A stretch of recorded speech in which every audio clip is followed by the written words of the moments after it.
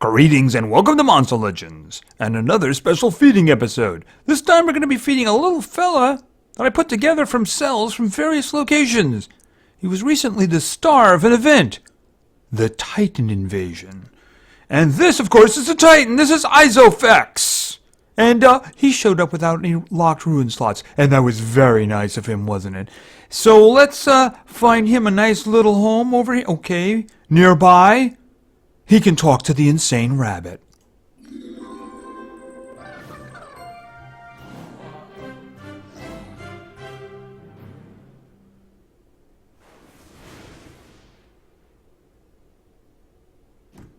Okay, there he goes. He was looking cute until that final evolution. Okay, so let's just find this guy here. This is someone we're definitely going to rename. Yeah, random characters. It's a thing. Alright, so anyway, this is Ixofex. At least I hope I'm saying that name right. And he is darkness, he is a legendary, and he has, he's immune to possession, nightmares, and bleeding, which makes him rather useful. He does seem to be a bit more powerful than he is speedy, which is okay. He seems to be kind of meaty too, so he's going to have some health on him. Not that these numbers are bad at all. When I say that he's more powerful than his speed is not bad. His speed is not bad at all. And I know some of the abilities of this fellow, having done the Titan invasion a lot, and being harassed by his abilities. Okay, he seemed to take umbrage to that. But anyway, now that he's on our side, everything is good. Everything is good. Let's take a look at some skills here. Okay, Space Might deals low physical damage to one enemy. Sharp Parasite deals moderate dark damage to one enemy. And of course, that skill that we saw, Disrupted Existence, disables trait for all enemies, applies possession to all enemies. Ooh, that's kind of interesting. That means nobody can escape his possession. Yeah, that's actually very useful indeed. Okay, that's pretty darn good. Always showing up uninvited. This creature was the first mistake for a fallen star, and a symbol of good luck. But this venomous parasite from outer space is extremely dangerous. It extracts life from its hosts and grows exponentially fast. Okay, sounds good, since he's on our side again. But anyway, he's a little fella now. He is kind of cute, just saying. You know, we kind of need him big and scary if he's really going to help us. So, time to start feeding him. I hope you like little tomatoes, dude. Okay, there we go. I mean, he's still a little bit cute there around the face. He kind of looks like he's smiling, so. Yeah, kind of. Alright, so anyway, let's continue. So, let's start with the skills, because that's why we're here. Starting at level 7. Xenobite deals moderate special damage to one enemy, 50% chance of applying daze. Nothing to write home about. It is good damage, but, you know, obviously, dazing is not what we want from this fellow. No, not at all. Alright, let's get to level 10. Next skill. Xenoclaws deals heavy dark damage to one enemy, 50% chance of applying bleed. That is actually more like it. That's more like it. Yep. Heavy damage, level 10. I like where this is going. Alright, let's continue to level 15 and another skill. Scales Renewal. Removes all negative status effects and applies regeneration to itself. No stamina required there. That's not bad. You know, unless he gets some kind of a update to that, that's something you might want to consider keeping. Alright, I'm actually going to throw it there on the end, because there is a chance I might keep that one. And let's face it, as much as I like Xenoclaws as an early skill, you know, 50%, I don't do 50%. Unless, of course, they're broken, in which case I do 50%. Alright, let us continue to level 20. And yet another skill. Ixofex Bite deals massive special damage to one enemy, applies daze.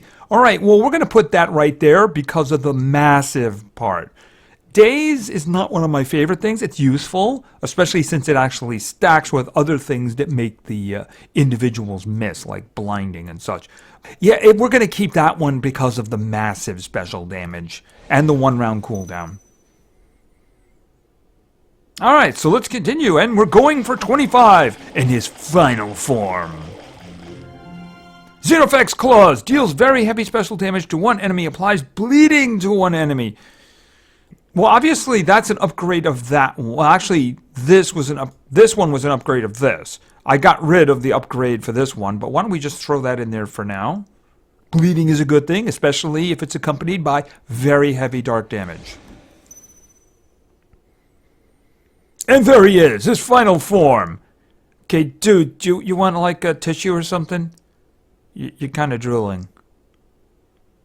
By the way, I do notice that you have an extra set of eyes.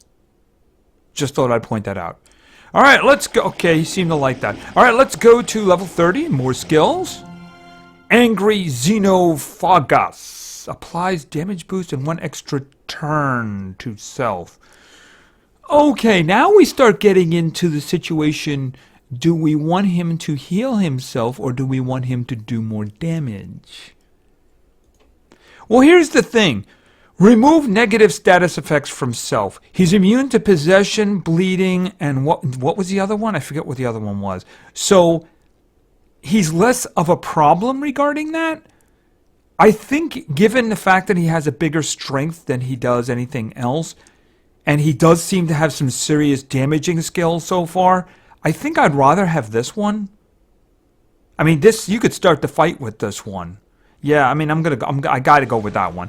You know, in terms of this guy, I think he could just have one support one. So unless he gets something better, I'm probably gonna keep this one. Cause damage, damage. Yes, and I'm keeping that first spot open. I have a very good idea of what one of his skills are because I've been hit with it enough times. So let's continue to level 35. Above space and time, applies possession to all targets. I think we're going to have to put that there. Alright, we'll have to see. We'll have to see. I may have misremembered something. But I mean, that's good for a starting skill anyway, right? Alright, let's get to level 40 and see what else he's got. Very Angry Ixofex. Applies double damage and increased healing to self. He doesn't get the extra turn though, but he gets double damage for 2 turns. See, the problem with increased healing is that assumes that somebody is going to be healing you. My understanding of that is that it means any healing done to you will be increased. But the thing about it is, unless you actually take something that heals him, or you have somebody else that heals him, it's not really very useful. Double damage for 2 rounds is very useful. But you know what? Damage boost and then an extra turn immediately? See, this one doesn't have the extra turn. So which means I'd have to use it and then wait to actually do attacks. Whereas this one, I don't get as much of a boost. The double damage is obviously a 100% increase. Damage boost is a 50% increase. But I'll be able to use it immediately. The only time I can really see the new one being useful would be, I mean, obviously double damage is always useful, but I mean, I'm talking about a real fight situation, is if you have somebody else who's denial, the denial does its job, and then this individual gets a chance to actually buff himself before going again. I'm going to have to stay with the one I have for now. I'm probably going to see that one coming back a lot, though. I'm guessing that's what I'm going to see. I'm going to see that one coming back a lot. All right, 45. Xenobite deals... Oh, boy, that's rare. Going all the way back to the first skill again. Yeah, you don't see that very often. No, thank you. All right, let's continue. We should get at least one new one, at least one more, I would think, right? Okay, one more. Here we go. Okay, very angry. Oh, that's the double damage and healing. Yeah, I mean, the healing part isn't really very useful unless somebody else is doing the healing, unless I gave him the regeneration. I don't know about that. I mean, a combo like that might be useful if you're talking about somebody who was going to be tanking. I don't know. Anyway, let's get to 55. He should have something else new. Scales Renewal. Removes all status effects. Applies... Okay, that's the one we had early on. Alright, we're just getting these guys back again. I don't know if it's blocking a new one or we are actually done. So let's continue to level 60. Xenoclaws! We're right back to the beginning again. Alright, so let's just quickly check to see if we've been missing something. Fists from Outer Space. Okay, so we didn't get this one. Fists from Outer Space deals moderate special damage to all enemies. Alright, so that's basically just damage. That's just damage. It's good damage, especially if he does his buff. But it's damage. Alright, let's look around here. Very angry. That's the one that we didn't do. Xenobot. Yeah, I mean, actually, there wasn't a lot left other than that. Moderate. Okay, that's the one he started with, right. Yeah, it's almost as if he seems to be missing his skill.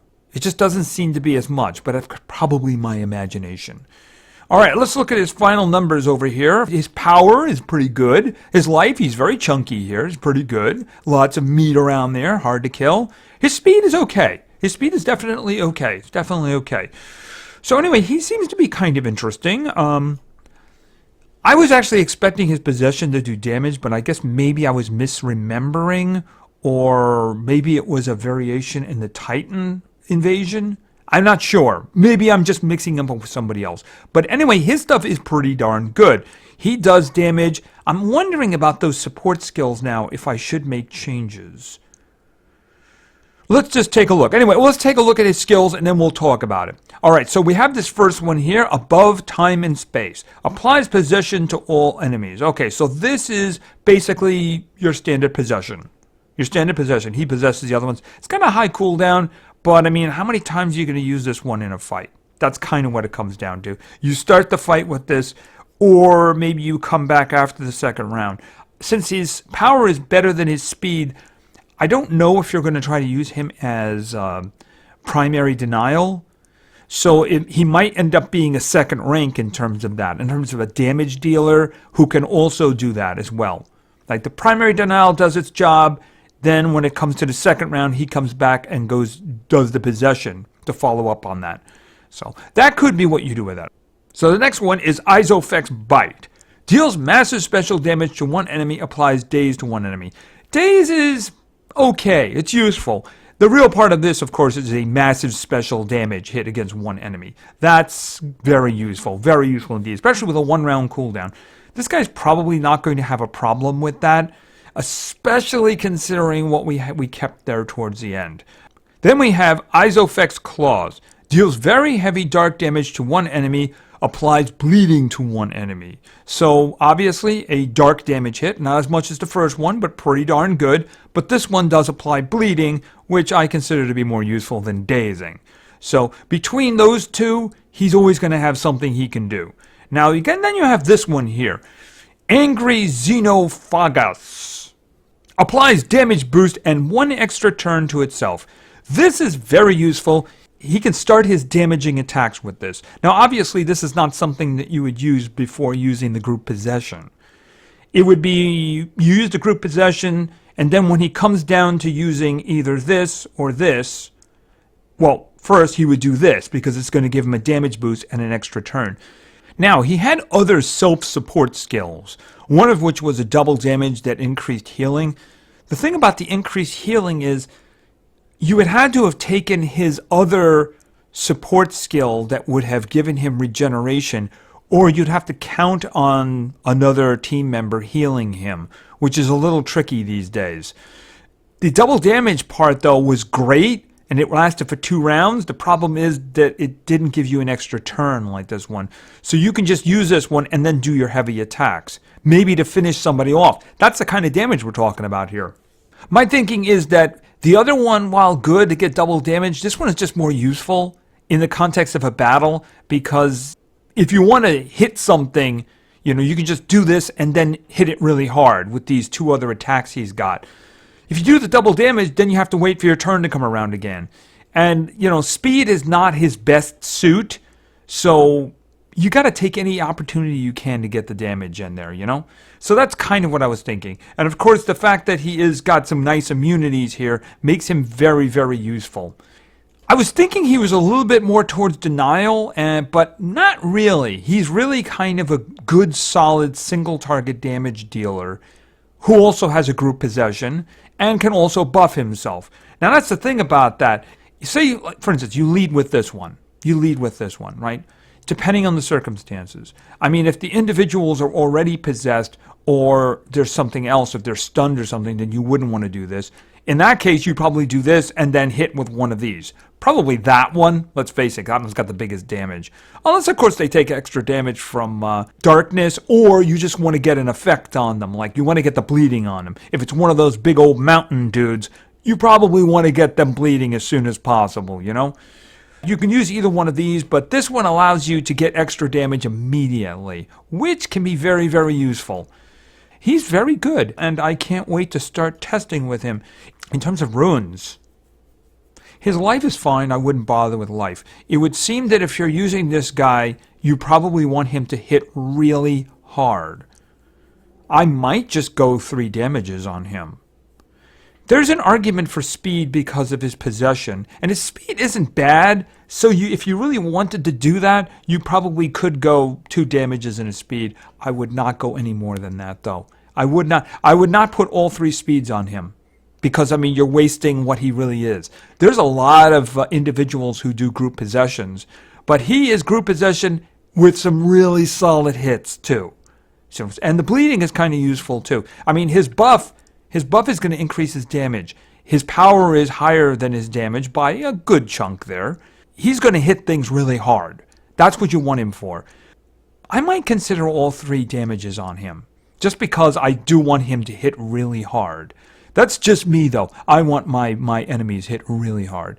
So anyway, this is, of course, Ixofex, and he is darkness. He's a legendary. He's pretty good. And these protections he has down here makes him uniquely interesting in certain situations.